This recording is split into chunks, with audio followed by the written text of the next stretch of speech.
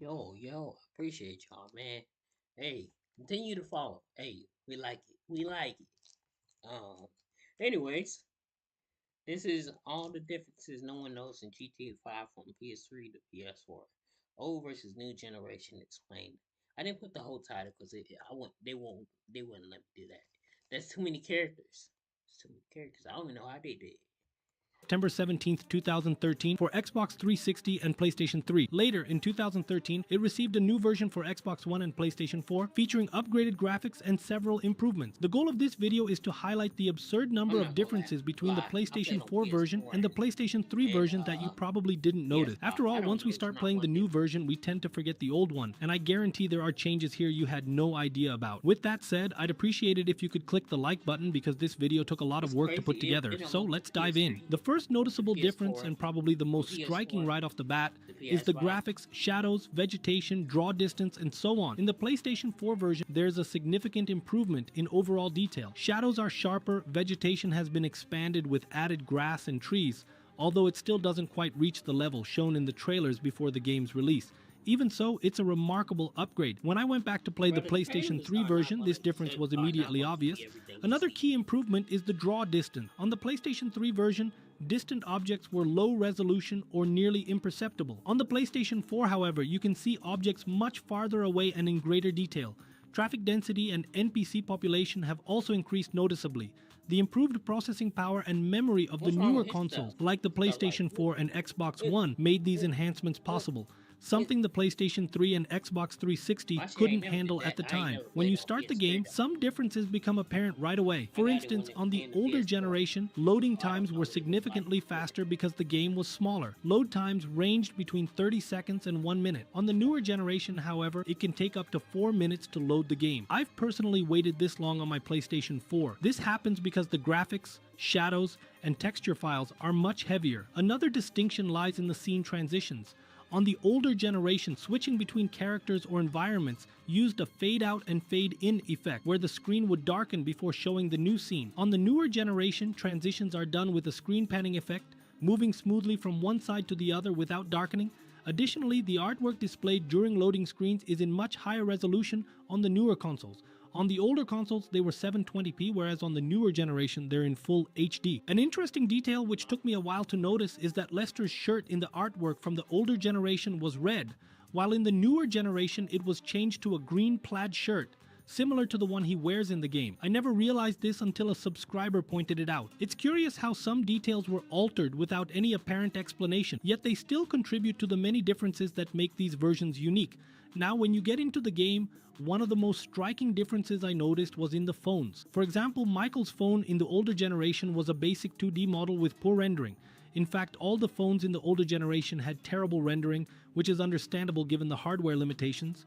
Beyond the rendering quality, the design itself was much simpler. Michael's phone had physical buttons, 2 on the left side, 1 on the right, and a power button on the front, right next to the W Fruit logo.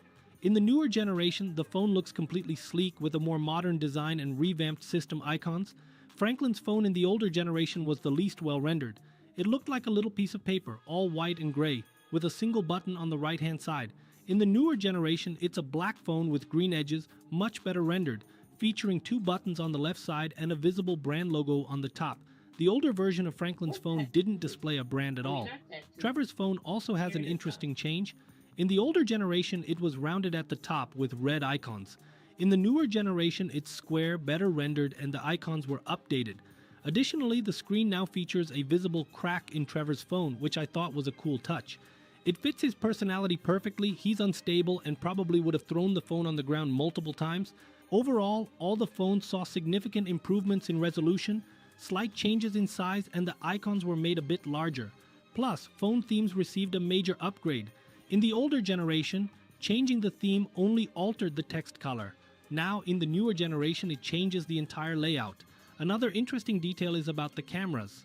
In the older generation, there was a distortion filter that was removed in the newer versions. Additionally, in the newer generations, you can perform extra actions with the characters, like flipping the bird, posing for photos, and more. I personally love doing this during live streams just to mess around. These small details make the game even more immersive and fun. When it comes to the pause menu, there's another big difference. In the older generation, the map was fully colored, with urban areas in gray, forested areas in green, and desert regions in light brown, including the beaches. In the newer generation, the map is now entirely black. The icons received a slight redesign and now look more minimalist. Some were tweaked to achieve a cleaner overall aesthetic. Additionally, the newer generation introduced a personal vehicle icon. This isn't a completely new icon. It's the same one used for impounded vehicles in the police yard.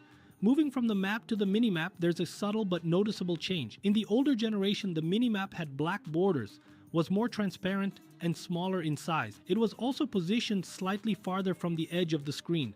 In the newer generation, the black borders were removed, the minimap is slightly larger, less transparent for better visibility, and the icons, like those for people and target, now have a more subtle black outline for a minimalist vibe. In the older generation, the black outline around targets on the minimap was much thicker. In the newer generation, it's refined, showing how Rockstar aimed for a more polished and clean design. Now, talking about missions, there's a noticeable difference in the failure screen. In the older generation, when you failed a mission, a simple message saying "Mission failed" would appear in the center of the screen. After the failure cutscene, the screen would just go black with the "Mission failed" text displayed, but it wasn't integrated into the cutscene itself. In the newer generation, the failure message appears during the cutscene with a black and white screen overlay and a ribbon behind the text stating the failure reason. It even explains what went wrong, like if you scared someone or killed the wrong target. Speaking of success, when you completed a mission in the older generation, it would display "Mission Passed" on the screen along with your ranking for errors and achievements, like earning a gold medal. In the newer generation, there's now a ribbon behind the "Mission Passed" text, matching the style added to the failure, death, and other screens. The menu that shows your mission score also received an update to match this new design. This time, in the newer generation, mission scores are hidden by default. You need to press the corresponding button, like square on PlayStation or X on Xbox, to open and check your score. The death screen, like the failure screen, also saw some changes. In the older generation, it featured a simple black and white background with the word "wasted" displayed. In the newer generation, the background is darker, following the same design scheme. An interesting detail which few people noticed is that at the moment of a character's death, whether Trevor, Franklin, or Michael, you can see the color associated with the character briefly appear before the black overtakes the screen. Additionally, the design now closely resembles the failure screen, with the black and white filter, black ribbon, and so on. The death sound was also altered. In the older generation, it was simpler and ended more quickly.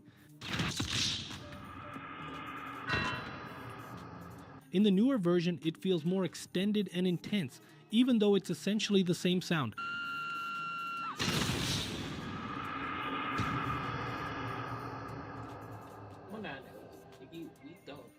I'm not sure why Rockstar decided to change this, but it does add a deeper impact to the game. Now, speaking of new features, two important additions came with the newer generation. The first is cheat codes via the cell phone. In the older generation, you could only activate cheats by entering button combinations like square, triangle, up, down, and so on.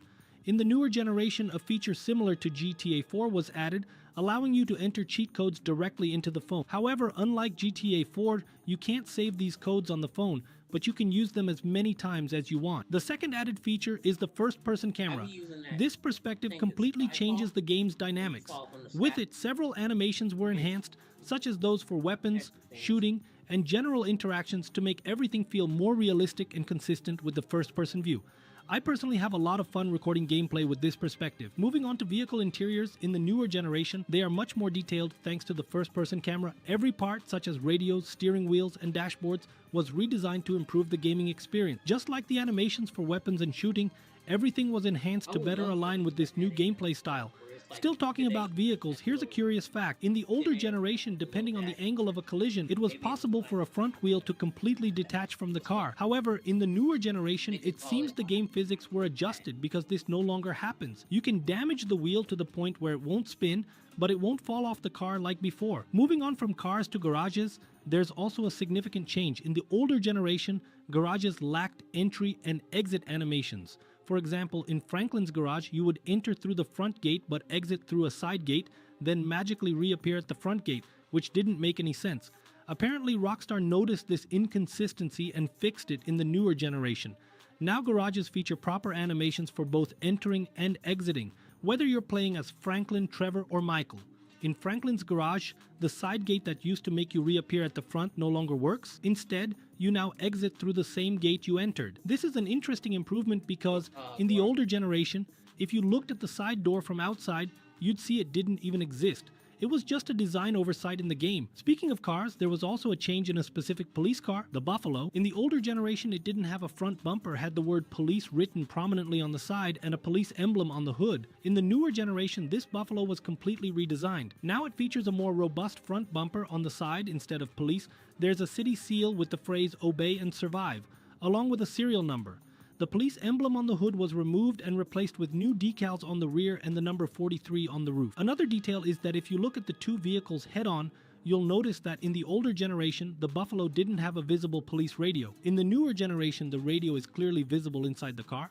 Now, speaking of new vehicles added to the newer generation, in the first generation of GTA 5, the number of vehicles was much more limited. Over time, DLCs for GTA Online introduced new vehicles, and these were gradually integrated into the offline mode through updates. When GTA was released for the newer generation, the vehicles that were added via DLC in the older generation were already available by default in the game's stores. In addition, the newer generation brought back 3 classic vehicles from GTA 4 into GTA 5. The Dinka Blista Compact, which even features a special paint job, the De Classe Stallion, and the Imponte Dukes. These were the only 3 cars from GTA 4 that were carried over to the new generation of GTA 5, at least as far as I've noticed so far. There's also the addition of the Duke's Old Death, which can be obtained through a random event and is basically a homage to the car from Mad Max. Then there's the Dodo plane, also tied to a random event, and the Kraken submarine, which requires completing a collectible set along with a random event. Talking about cars, just to wrap up this part, the neon lights feature was added at Los Santos Customs for all vehicles, which wasn't available in the older generation. Now moving on to music, from what I've gathered, 168 new tracks across various styles and radio stations were added. It's a huge update, but I can't list every single new track here, and obviously I can't play them due to copyright issues. As for Easter eggs, there was a change to a face on Mount Chiliad, which was replaced with a chicken, or at least something resembling a chicken. In the older generation, you could find a face in this specific spot on the map. Fans speculated that the face resembled a character from Breaking Bad, but in reality, it seems the face was modeled after one of the game's producers. In the newer generation, this face was replaced with what looks like a parody of a chicken. Another Easter egg was actually removed, a grave near a mountain. From everything I've seen, it seems like this grave was an error. It was just a random headstone in the middle of the grass, near Fort Zancudo. In the newer generation, it was completely removed without any explanation, which makes me think it was just a mistake that developers corrected in the next version. A third notable addition in the new generation is an American flag at the Lost Camp. There was a specific trailer in the older PlayStation 3 version that initially had a Confederate flag. In the later PS3 version, the flag was removed entirely. However, in the newer generation, it was replaced with the American flag. There were also changes to the crosshairs and hit indicators between the older and newer generations. In the older generation, the crosshair had a thicker black outline and turned into an X when you eliminated an enemy. In the newer generation, it still turns into an X, but with a dot in the middle, giving it a cleaner, more minimalist look. The black outline is nearly invisible now, whereas it was much more prominent in the older generation. Finally, the weapon and stats menus also underwent changes. For example, weapon icons are slightly larger and less shiny. Some icons were completely redesigned, such as the one for the sticky bomb, which is perhaps the most noticeable difference between the two generations. When it comes to weapons inside vehicles, there were some pretty noticeable changes. Back on the old-gen consoles, whenever you switched weapons, there was a colored outline around the weapon icon that matched the character. Green for Franklin, blue for Michael, and orange for Trevor. But in the newer versions, that outline's gone. Now you get a bigger circle around the weapon icon instead, and the weapon itself looks a bit smaller in comparison. Funny enough, that same color outline still shows up when you switch radio stations, which kinda doesn't make sense since they took it out for weapons. Now for weapons outside vehicles, there's a few things worth mentioning too. The weapon wheel on old gen looked smaller and the gray background was way lighter, almost white. The parachute, which shows up in the wheel, didn't even have a circle around it back then, but on the newer gen versions, the background is fully blurred and the whole wheel just looks cleaner. Plus there's a little stats menu now in the top right corner. In the older versions, that menu was positioned more to the left and a bit lower. Oh, and now the parachute has a circle around it, so it fits in with the rest of the updated design. Speaking of new stuff, some weapons were added in the upgraded versions. You've got the railgun, the hatchet, the heavy sniper, and even a broken bottle you can use to... Okay, that's a lot. That's a lot.